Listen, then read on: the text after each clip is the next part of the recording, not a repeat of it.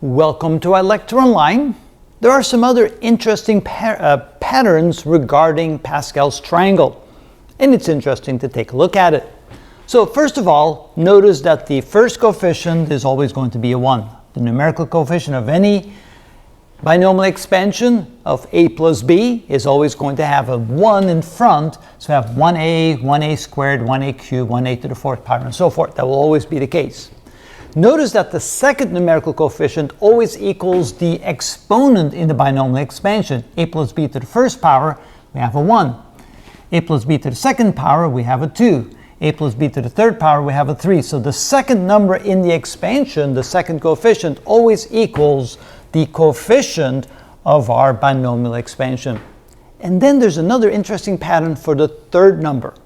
Notice that if we take the second number and we multiply it times a half, we get the third number.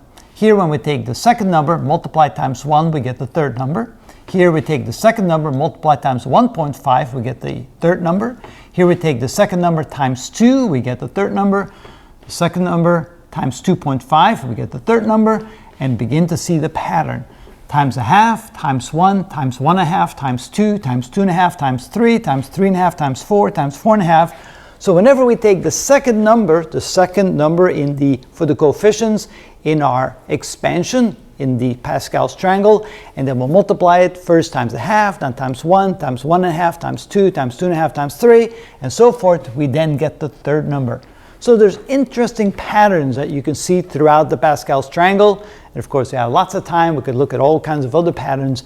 But again, it's very interesting to see how that simply works. And this is what we mean by the expansion of the coefficients, called Pascal's triangle, and the concept of the binomial theorem. And so it can be a lot of fun to take a look and see how these patterns emerge in these kind of developments. So have some fun, and let's wait and see what we get on the next video.